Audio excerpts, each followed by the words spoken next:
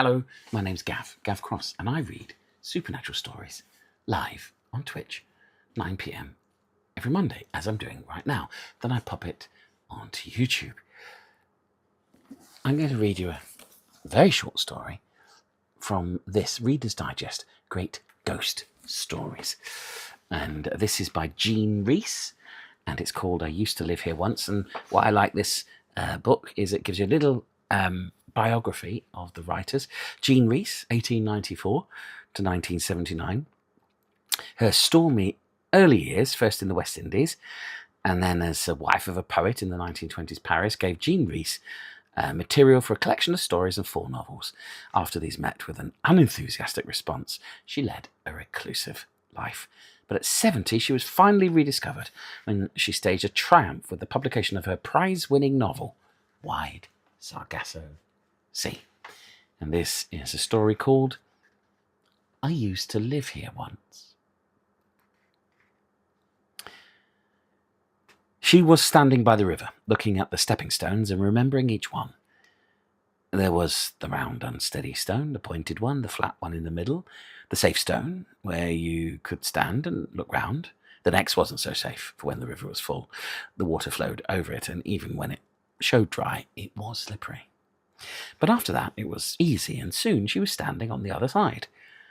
The road was much wider than it used to be, but the work had been done carelessly. The felled trees had not been cleared away, and the bushes looked trampled. Yet it was the same road, and she walked along feeling extraordinarily happy. It was a fine day, a blue day. The only thing was that the sky had a glassy look that she didn't remember. That was the only word she could think of. Glassy. She turned the corner, saw what had been the old pave and had been taken up, and there too the road was much wider, but it had the same unfinished look. She came to the worn stone steps that led up to the house, and her heart began to beat. The screw pine was gone. So was the mock summer house, called the Jupa, but the clove tree was still there, and at the top of the steps the rough lawn stretched away, just as she remembered it. She stopped and looked towards the house that had been added to and painted white. It was strange to see a car standing in front of it. There were 2 children under the big mango tree, a boy and a little girl, and she waved to them and called, "Hello," but they didn't answer her or turn their heads. Very fair children, as Europeans born in the West Indies so often are, as if the white blood is asserting itself against all odds. The grass was yellow in the hot sunlight as she walked towards them. When she was quite close, she called again shyly, "Hello." Then, "I used to live here once," she said. Still, they didn't answer. When she said for the 3rd time, "Hello," she was quite near them. Her arms went out instinctively, with a longing to touch them. It was the boy who turned. His great eyes looked straight into hers. His expression didn't change. He said, "Hasn't it gone cold all of a sudden? Do you notice? Let's go in." "Yes, let's," said the girl.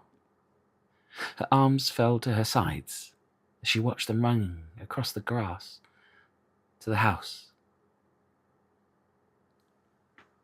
That was the first time she knew. I Used to Live Here Once by Rhys. From the Reader's Digest book of Great Ghost Stories, read by me, Gav Cross. I told you it was a short story. Let me know what you think